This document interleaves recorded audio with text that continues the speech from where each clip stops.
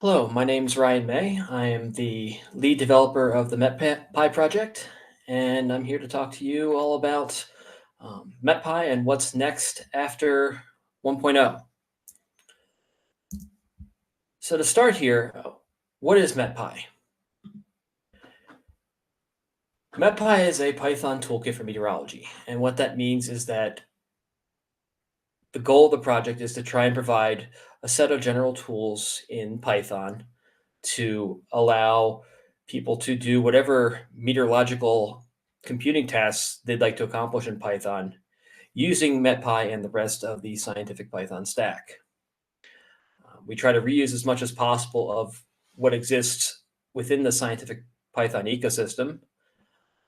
And so that means we in MetPy rely on things like using NumPy and Pint, Pandas, and Xray as kind of fundamental libraries for providing our data structures, such as the NumPy array. Pint provides unit support. Pandas provides some columnar data structures, and then Xarray provides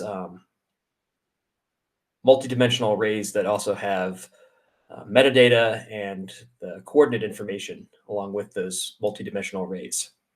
We also use Matplotlib for plotting, and then we also have SciPy for scientific algorithms. And so based on that, we try to reuse what we can and not reinvent the wheel whenever we can avoid it. And so within MetPy, we kind of have a few broad categories of functionality. We have unit-aware calculations. So that means that when you provide input into the calculations, in some way, the inputs know what kind of physical quantities they represent, so that it's not just an array of values, but we know it's temperature in degrees Kelvin or temperatures in Kelvin, or we have dew points in degrees Fahrenheit, or pick your favorite physical parameter. There's unit information with it, which helps ensure that the calculations work correctly. And so within the calculations, we have a lot of kinematic calculations like vorticity, divergence, phronogenesis, potential vorticity, or thermodynamic calculations like dew point or moist adiabatic lapse rate, various severe weather indices like precipitable water, CAPE, storm relative helicity. And so that's the calculations is kind of one of the largest parts of the library, just trying to provide all those different calculations used within meteorology and atmospheric science. Then we also have functionality to support reading in data in all of our various interesting formats that we use within meteorology. So we have support for parsing METAR reports, and we also have support for reading all the various NextRad level 2 and level 3 data formats within MetPy. On the plotting side, we provide some classes based on Matplotlib. So we don't worry about making line plots or very basic plots because Matplotlib does already. But we have Matplotlib-based plots to do things like a skew T log P, or we have support for doing the station plots along with weather symbols.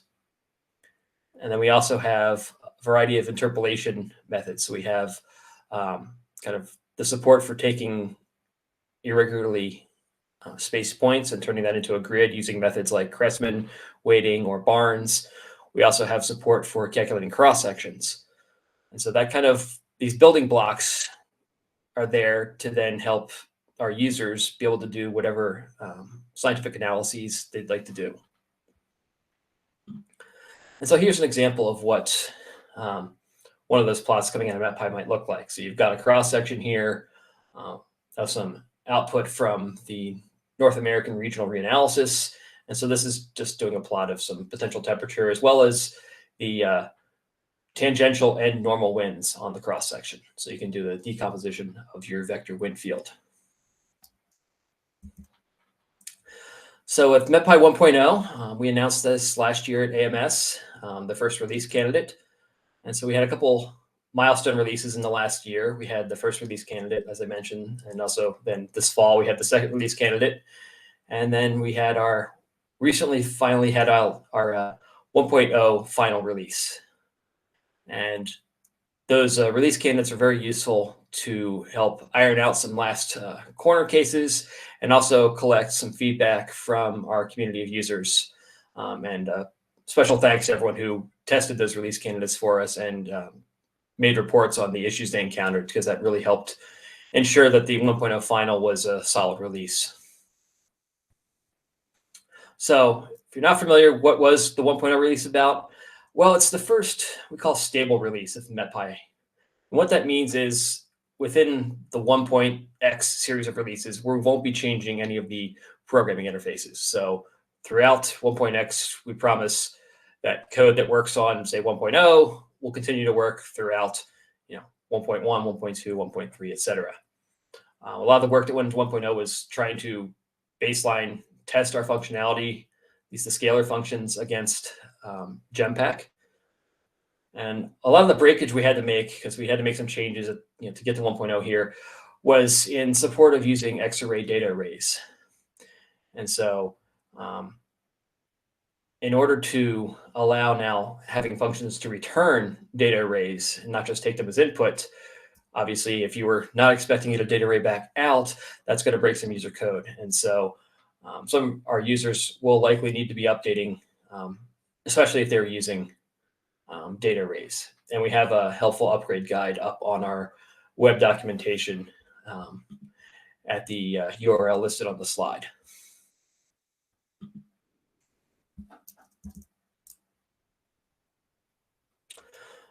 So what's next? That's the title of the talk, what comes after 1.0. And so we have a couple of releases slated right now. MetPy 1.0.1 will be a bug fix release. We actually surprisingly don't have any actual bugs reported yet, but software being software, we assume we'll get a few of those. So anticipating having a bug fix release whenever we accumulate a few of those. Beyond that, we're looking towards having another feature release of MetPy 1.1, targeting late spring of 2021. And here are a few of the features we're looking at, kind of a few things we've had queued up while we've been trying to stabilize 1.0 and get that out the door. And so a few plotting things here. We have support for plotting frontal analysis from the Weather Prediction Center. So those put out text products that analyze the fronts and high and low pressure centers and whatnot. And so we'll have support for decoding those bulletins, as well as then drawing those on a map using Matplotlib. We also have a pull request sitting on our GitHub site for drawing some scalloped areas, so areas with kind of curved lines on the outside. I'll show an image in a second. But those are often used in various forecast products from Storm Prediction Center, Weather Prediction Center, et cetera. We also have another community PR sitting there that does some support for reading in Genpack data, some of the Genpack data formats. And so anticipate getting those into MetPy 1.1, also having Genpack-like syntax for controlling the plot area on our simplified plotting interface. So it allows you to not just specify an area via this text, either Colorado or Northeast US or something, but then you can also zoom in or out using plus or minus, just like you would with Genpack. Also looking at tab completion for the simplified plotting interface, as well as dropping support for Python 3.6. And so here's an example of what I was talking about with the fronts. So you can see cold front here, a warm front here, occluded front, the various pressure centers, and then here's what I was talking about with these scalloped areas. So you have these, various round scallops around an area.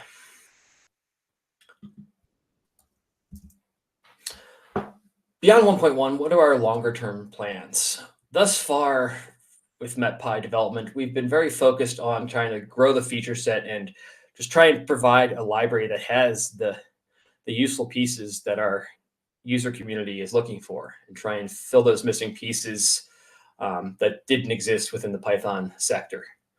And we think we've done a pretty good job of attacking most of the major things that we're lacking. Obviously, we're never going to be completely done of every possible thing that is done within meteorology. But we have a large enough chunk that we think we're pretty good there. We'll continue to add to that as more things are identified. But going forward, a lot of the focus is now going to be trying to um, gain in ease of use, trying to improve the runtime performance of the library, because that's frequently a problem with Python libraries. The runtime just not as fast as say something like Fortran. Also look at scaling, which is a little different than performance. This is more about trying to make it feasible for MetPy to work with really large data sets like you might see with some ensemble models or climate scale data sets, things like that. And then there's a never-ending supply of bespoke data formats that the meteorology community uses. And so we're looking at growing the roster of formats that we support within MetPy and reading into Python. So one of the broader features we're looking at in the ease of use category is what we call the automated solver. And so with all those calculations we have, it can be difficult to figure out what chain of calculations you need to say, get to dew point from whatever moisture quantity you have in your input data set. Or if you need to go calculate something like potential vorticity or something like that, and you don't want to have to necessarily sit and figure out what chain of functions you need to call. It'd be nice if you could just ask for potential vorticity and give it your data set and have the library figure it out. And that's exactly what our goal is to do, is to be able to automatically calculate a given parameter if you provided the name of that parameter and your data set of input. And this also paves the way then on to our simplified plotting interface to allow, instead of needing to manually calculate a particular field and then plot it, to be able to just request a given field and the library will do the calculation for you. On performance optimization, the good mantra for software development is to get it right and then make it fast. And so we think we've done a pretty good job of get it right. We have an exhaustive test suite for the library, and we've done our best to, again, like we said, we tested against Jetpack, and we think we have things right. So now's the time to make it fast. And so that's where we're going to be embarking. Broadly speaking, it means find hotspots using profiling tools. We know certain calculations are slow, like CAPE. CAPE works pretty well if you're working on a single profile, but right now, if you want to use our CAPE calculation on a large grid, from model output, that's can be excruciatingly slow. So we want to try to start addressing bottlenecks like that. One of the technical challenges coming up with that is we need to then decide on a technical approach here. What kind of technology are we going to use to optimize it? It's not enough just to try and tweak code here and there that's still in Python, but instead we need to rewrite some of the bottleneck code in something else. Either one option is using a tool like Numba, which is a library that kind of takes your Python code and passes it through a just-in-time compiler and generates quick code at runtime.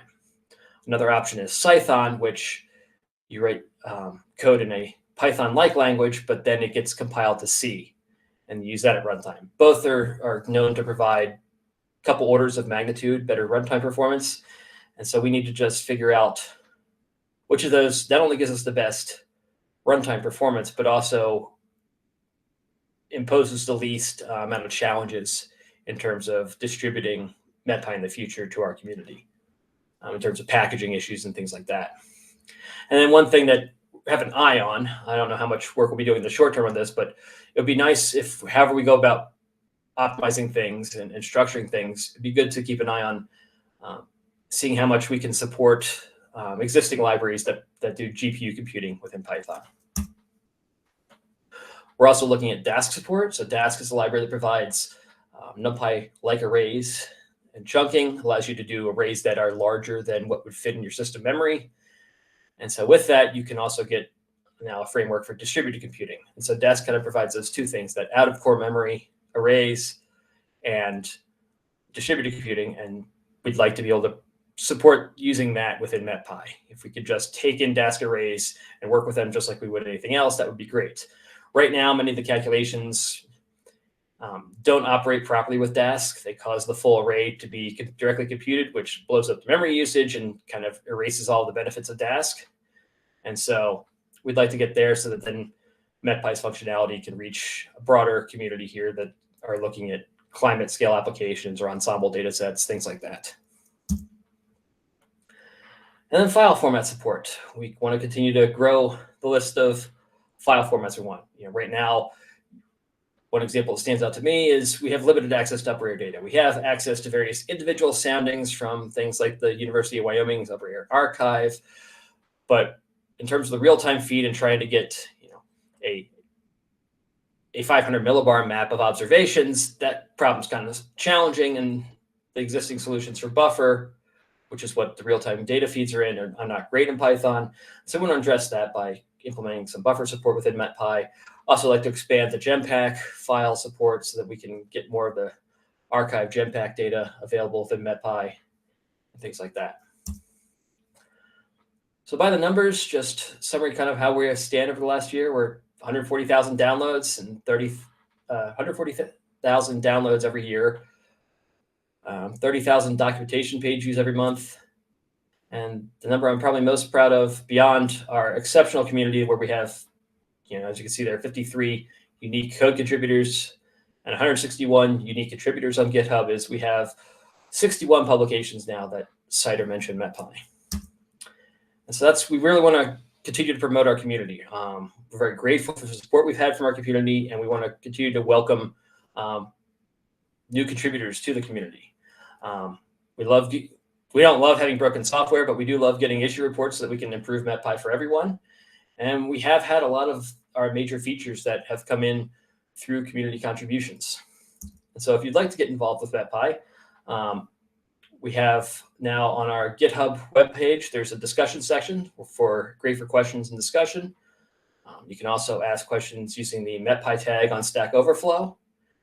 And then for bug reports and feature requests, there's also a link there to the issue tracker where you can report any problems you're having or request features that you'd like to see in the library. With that, I'd just like to thank our community for all the helpful feedback and contributions we've gotten. And here's a last link. We have the @MetPy on Twitter, and there's a link to the GitHub repository. Thanks for listening.